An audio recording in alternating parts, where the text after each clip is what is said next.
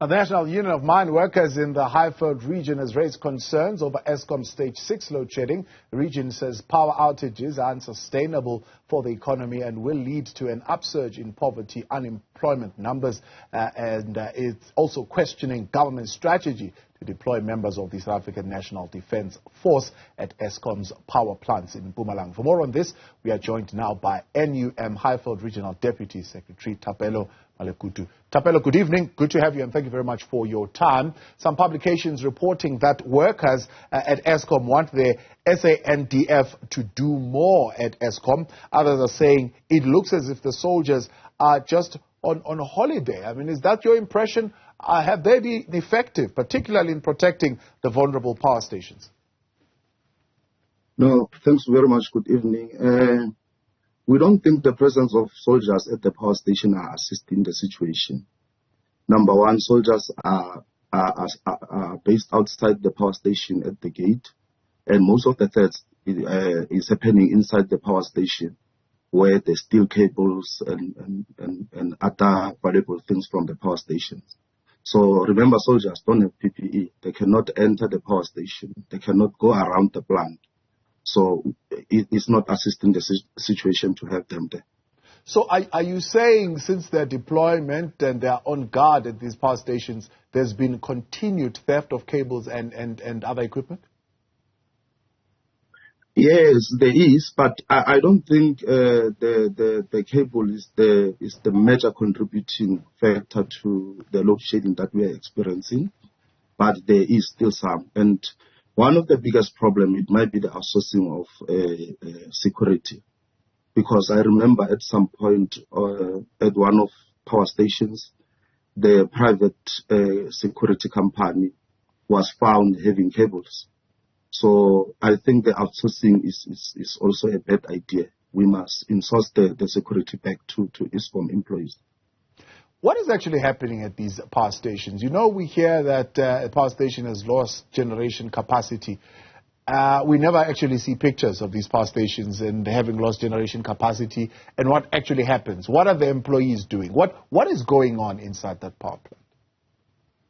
You see, the other problem is, remember, they are trying to solve Eskom crisis on boardrooms somewhere, maybe in Pretoria. Ministers keep on promising us they will be better after 18 months and so on. But that is not the case. We are the ones who are doing the actual work. So they must involve us in order to resolve the crisis of Eskom. I want to give you an example. The power stations, not all the power stations are underperforming. We have power stations that are doing very well. But the government need to focus. Like for now in Mpumalanga, we have identified 4 power stations that are problematic. We have Tutuga, we have Kendal, we have Mata and Kusile. If you look at Tutuga, have a capacity of, actually they have 6 units, but currently they are running only 1 unit. And not long ago, they were running all 6 units. So imagine 6 to 1, and each unit can produce 600 megawatts. And it's very clear the problem of Tutuga. Number one is management. We used to have good managers, Makas and Jabulani. They were doing a good job. Power station were giving us what is required. But currently, with the current manager, who's always moving around with bodyguard like superstars, doing nothing, we are not getting anything out of that power station. And the second issue will be the issue of maintenance. Yeah. Eskom has moved to corrective maintenance. They always wait for something to break before they can fix. Yeah. And remember, when something is breaking without a proper plan, it means now you must order spares. Yeah. And when you order spares, some spares they will take a month to 2 months to arrive. Yeah. Because we get spares at the different places. So we'll rather go back to a maintenance, a preventative maintenance, where we can maintain our power stations. Like now, if you look at Duva, they are operating 3 units out of 6. Kendal is also operating 3 units out of 6. But nothing is happening. And our biggest worry as NUM is we don't think government is willing to resolve the issue of this. Yeah. We don't think so. So what has been happening? What has been happening while we are still on that point of maintenance? What has been happening in December? Some reports, and some experts have been looking at the reports coming from Eskom. As you're talking there, you have what is called unplanned capacity loss factor, which is units that are breaking down unplanned. And then you've got the planned capacity loss factor. They have seen an increase in the planned capacity loss factor, which means that there has been deliberate, shutting down of particular units for maintenance during the December period. Has that been the case? No, it's due to poor maintenance. Because what they do, if one unit is breaking and the other one breaks, they will take parts from the units that broke last week and fix the other one. It means you are going to take forever to return the other unit. So we are going down. So from 6, we are running 1. So probably in a month or two, Tutuga will produce 0. And so we don't think it's deliberate. And what is the hold up? Why are they not getting spares? Is it red tape? Is it the fact that as a technician, if you want to get a part, it takes you to jump through a lot of red tape before you're able to get a simple part that could simply fix the matter quickly? Yes, like I'm saying, Eskom is controlled from outside. Most managers currently at Eskom, they don't have powers anymore. You will run a unit until it breaks. Even if an employee can say, this unit will break, we'll rather stop and fix, they'll say run it. Because they must get approval somewhere before they stop the unit. And the ordering of parts is also a problem. But remember, once it's not a planned maintenance, you will never get the issue of parts correctly. And also, I think we did not do enough when it comes to corruption at Eskom. Yeah. Because corruption is a system. You might remove 1 or 2 people, but the system is still there. You were ordering a motor for 200,000, of which the price was inflated by 150. All the information is in the system. It's going to be difficult for now a new guy to change the price to a lower, because you end up going you must answer a lot of questions. How did it happen? You will be involved. So you are saying, if we are to, for example, solve this matter, you want the power to reside with the power station manager. The power station manager must be the last person who makes decisions, and not having to go all the way up to headquarters in Megawatt Park. Yes, we need, to resolve the problem, we need right managers. We don't need a general manager like the manager of Tutuga.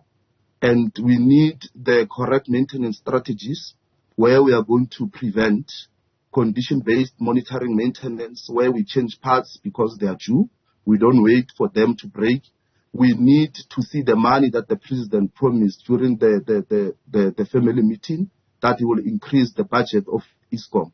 We need it to be there. But more and about, we need to take the maintenance back to Eskom, because currently maintenance is done by the contractors.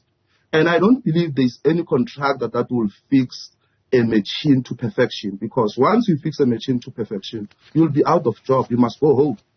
So the only thing is you fix the machine, yeah, and they must call you in 3 days so you can keep on working and make money. So some engineers are suggesting that the OEMs should be held accountable in that particular instance, where if they come and there has been a shutdown and they offer you parts and you put them in, and if that part breaks, at least in the next 2 months, they must be held economically accountable. So they can't say, oh, well, we fixed it 2 months ago. They must fix it and give us guarantees that this thing will work for at least the next 18 to 24 months. What do you make of that suggestion? No. 80% of Eskom's parts are not from OEM. They are buying it from other people that they are providing parts. It's like you are driving a Mercedes-Benz using Toyota parts. So that's why most of them, they don't last. So we need to reset the whole system.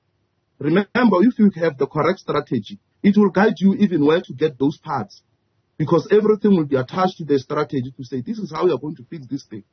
But currently, there's suppliers. There's a lot of traffic at Eskom when it comes to contractors. And how do we deal with the issue of managing coal supplies? Are we getting the best coal? No, there's nothing. I don't think there's anything wrong with coal. We have enough coal. And I heard people talking about coal that is being transported to Richards Bay and stuff. No, we have enough coal. The mines are doing very well. They are giving Eskom enough coal. The problem is the maintenance.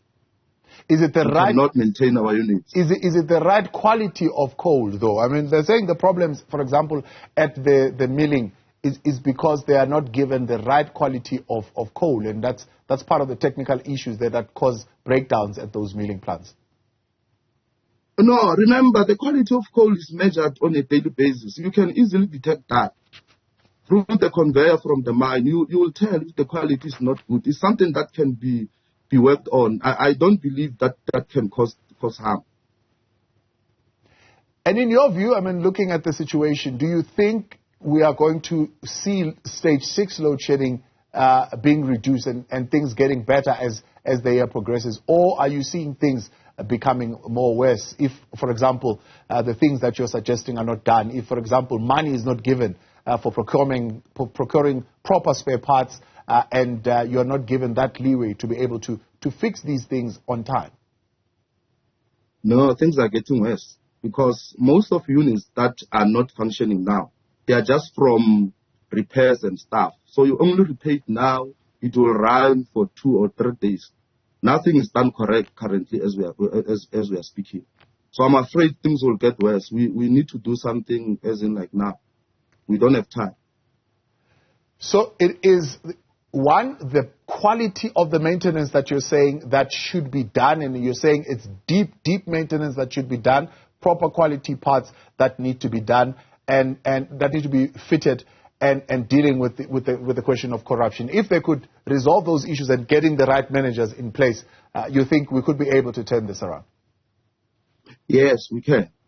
Even if for now we hire people on a permanent basis and replace some of the contractors, or even hire some of contractors have good employees. You can still hire from them, but remove the third man in between, so that they can have the feeling of working for Eskom, get all the benefit, and be able to own up for the job that they're doing.